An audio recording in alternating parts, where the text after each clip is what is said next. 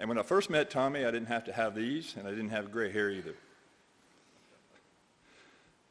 So before I get started talking to you about my 20-year journey with Tommy Dowling, I thought the right thing to do maybe would be to share with you some of the stories of influence he had within my company. When some of my staff heard that I was going to speak to you today about my journey with Tommy, they all asked, could possibly they say a few words as well. And his tentacles ran so deep and his influence ran so deep in our company, I just didn't think the entire story could be told if you just heard it from my words. So I thought it'd be a nice idea to send an email out and ask for people that wanted to participate, and I got about 50 of them back. So I'm only going to use a couple, so if you're on my staff and I'm not using yours, please don't be mad. I'm trying to respect Tommy's wishes on staying on target here and the time for everybody that's here as well. Anyway, here are a couple of those. Reuben Hewitt, who's been working with me for 28 years, says, Tommy helped me by teaching me how to press the pause button when something gets me angry or frustrated. He taught me to give myself time to let my emotions settle before I reacted. This one thing has helped me the most at work and at home. Paul Saunders, my brother, said we've worked together for 35 years, says, I think one of the things that stood out the most for me from Tommy's teachings was that everyone has a certain talent, a certain skill level, and a personality, and we should build upon those strengths. Expecting a running back to do a quarterback's job will not build a winning team. His saying was, the right person on the right bus in the right seat is how you get the best out of people. Jeff Palucci has worked for me for over 18 years, remembers this about Tommy.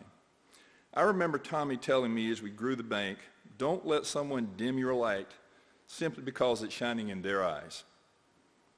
He meant that some people will try to stop you from doing something great, so just keep doing that great thing.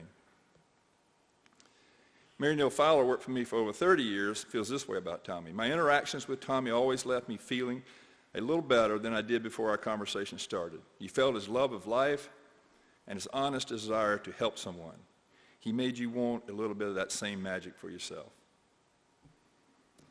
Very fitting for a man that meant so much to a lot of people. When Teddy asked me if I would speak today, I immediately was humbled by the idea that I had meant enough to Tommy that he wanted me to participate in this day with his family and with our friends. But it didn't take very long for a little bit of panic seek in as well, because I just didn't see how in a handful of minutes that I was going to be able to communicate to you how much influence and impact this man had on my life and my company. It's just impossible to do. So I'm just going to come straight out and say it, that other than my father, there's never been another man that ever has invested as much time in my life as Tommy Dowling. For 20 years, he was very unselfish with his time and his wisdom, and he changed my life completely. I wouldn't be the man I am today without his influence. In the book of Genesis, the Bible says that God made man in his own image. I don't know about you, but I have a hard time seeing God's image in a lot of people I know. But it wasn't the case with Tommy. Tommy loved the Lord, and he loved making a difference in people's lives. He told me one time that the measure of the man's value is by how much he gives and not by how much he takes. He was teaching me a basic principle at the time that your bank account and your net worth will not bring you happiness and will not bring you success. But what you teach other people and what you give to other people will bring you the most amount of happiness. It's a basic principle that I've applied to my life today, and it's a standard that I try to live by every day. For those of you who don't know who I am, my name is Rick Saunders. I am the founding president and CEO of First Reliance Bank. And if you heard that job title, you might think, why in the world would this guy need a business coach from Lamar, South Carolina? But what that doesn't tell you is that I'm a simple guy that grew up in a middle-class home in Timminsville, South Carolina. My father is here, and he'll attest to this. We were a blue-collar family that didn't have a lot. I left home with a $300 card and $100 in my pocket. I don't have a silver spoon handed down to me from him. I'm not a trust fund baby, and I don't have a fancy degree. So when I started this company along with my brother and our friend Dale Porter, I was young and immature and inexperienced, and I can say this because it's been 20 years now, but I was scared to death. And I was sharing my concerns and fears with Danny Turner at the time, and he said, well, you know Tommy Dowling does a little coaching. Why don't you give him a call? I didn't know at that time that that would be a life-changing event for me. I've had a lot of mentors in my life. But four really stand out. My father is one of those. He taught me how to be an honest, hardworking man. Bill Monroe was one of those. He taught me what salvation was and how to love and follow Jesus. Bob Bridges was one of those. He taught me how to be a great employee and a great banker. And then there's Tommy Dowling, who anchored all of those other teachings that all those other three people taught me.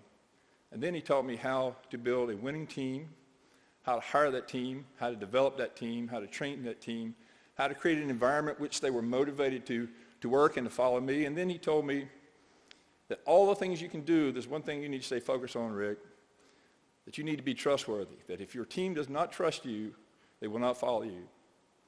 And that every day that you come to work and every day that you go home, the first thing on your mind needs to be, how do I construct an environment where my team trusts me? It's our number one value in our company today. Anyway, I'm getting ahead of myself, so I called Tommy. And he agreed to meet with me, and he comes in my office, pulls up in my parking lot in a shiny car. I never understood how a man could live on a farm and have a car that stayed so clean. His double-breasted suit, his turtleneck shirts, just dressed to the T always, a giant of a man from Lamar, South Carolina. He comes in my office, and we have some pleasantries and some small talk, and he looks over at my bookcase, and he walks over to that. I had 3 books on it. He said, is this your library? And I said, absolutely. He turned around and said, son, I can't work with you. I said, well, Tommy, that's an awfully quick decision. We ain't really had a chance to talk. He said, no. He said, I'm going to tell you that the best leaders are readers. And people who are motivated to learn are readers. And just by looking at your 3 books on your shelf, I can tell you aren't much motivated and you're going to be difficult to teach. And I don't want to waste your time or mine. I said, well, I promise you that if you'll spend the time with me, I'll invest in learning. Today, 20 years later, I have over 1,000 books in that library. So what a difference he made. So one of the first tasks that we started on was the basics of building a company and building a team. Hopefully when after I've taken this few minutes that you will have learned just a couple things that he taught me, or maybe some humor at my expense. But Tommy asked me a basic question. He said, why did you start this company? It's purpose. What do you want to achieve with this company? Vision. How do you want to treat your employees and your staff along the way? Values. Purpose, vision, values. It's the bedrock of any culture. The foundation of which our company was built. It's the foundation of which any great company is built. And he was teaching me these principles. He said, go away and write down your thoughts on these, and then we'll get back together. So I went home over the weekend, worked around the clock, got this thing nailed, and Friday afternoon to Monday morning, called him and said, Tom, you got to come over to see me. I've got this thing figured out. So he came. And he looked at the list, and you're not going to guess what he did. He tore them up, handed them back to me. He said, son, how in the world could Friday you not have a clue what I was talking about and have all the answers on Monday? So, well, Tommy, that makes a lot of sense. So it actually took me an entire year to craft the answers to those questions. But what a great moment in my life and what a great exercise to go through, because that exercise and that drill not only let me lay the foundation for my company, but for myself as well, because from that moment I learned how to identify what my purpose in life was. So not only did it affect me and change my life, it affected hundreds of employees and tens of thousands of customers and an unmeasurable amount of people, because what a man from Lamar did, what a man from Timminsville did, we built a culture that's recognized nationally, that's received national awards for the outstanding work that Tommy and I did together. And it's amazing what kind of pair we made, although we were bickering at each other most of the 20 years. Shortly after, shortly before we started the bank, I was fortunate enough to marry my wife, Tiffany. I'd always been a very thin man, and my wife loved to cook, and I loved to eat. And a couple of years of her fried chicken and rice and gravy, she managed to put 100 pounds on my frame. And Tommy came in one day and he said, Rick, I got to talk to you, and you're not going to be happy with me when we had this conversation. I said, Tommy, we've been doing this dance for 3 years. There's just no way you're going to ruin my day. He said, well, you're fat. I said, okay, I was wrong, Tommy. You've ruined my day. He said, too often business leaders define their success by the financial measures in their life. He said, I want to use this opportunity to teach you what real success is. Real success is identifying what your purpose in life is, knowing that it aligns with God's blueprint or God's will for your life, then executing that to the very best of your ability. And the only way you can execute that to the best of your ability is to have your priorities straight, to be balanced in several areas of your life. One, you got to be balanced in your spiritual life. Two, you have to be balanced in your family life. Three, you have to be balanced in your personal life, which includes your health. And four, you have to be balanced in your professional life. So he says, son, if you can't be disciplined enough to be healthy, how are you going to be disciplined enough to run this company? Okay, you've got a point.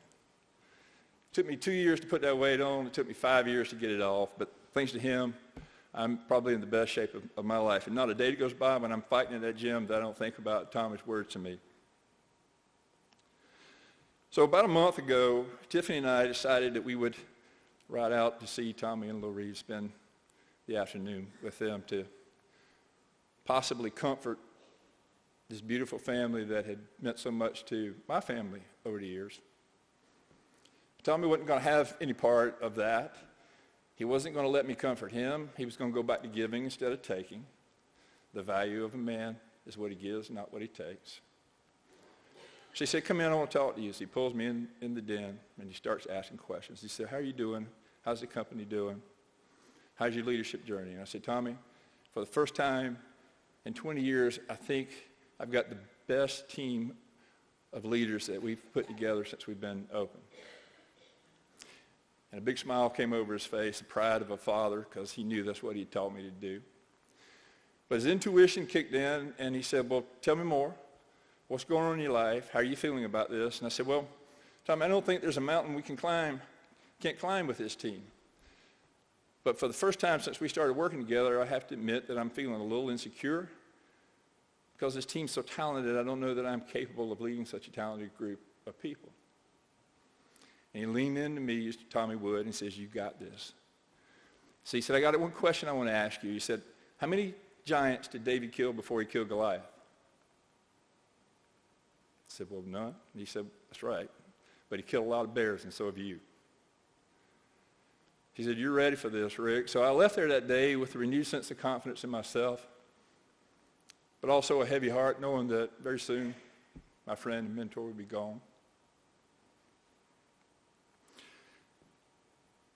You know, God went to King Solomon and said, I'll give you any gift that you can imagine. You can have anything you want. What is it? King Solomon said, I think I'll take wisdom. I'm not sure, but I think maybe Tommy struck that same deal with God. So he's probably the wisest man I'd ever met in my entire life. One more Tommy story, and I'm going to sit down. A year or two after we had opened our company, I got a call from a civic club that said, Rick, you know, the company was doing well, and we were getting a lot of media and a lot of coverage, and he said, I'd like for you to come, they'd like for me to come speak to their club. So I'm a highly introverted person, and I'd never been a public speaker, and all of a sudden I was freaking out about the idea that I got to go speak to this group.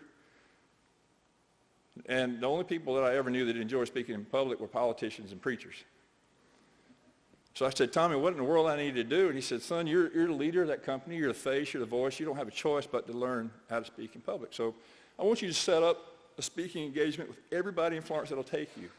And I'm going to follow you around, and we're going to figure this thing out, and I'm going to teach you how to be a great speaker. So, okay, fair enough. So we did the tour, and about a year later, I thought I had this thing nailed. And after my presentation, I went down to Tommy and said, Tommy, don't you think I knocked that one out of the park? And he reached over and handed me 4 pages of notes and set up some more. We got a lot of work to do.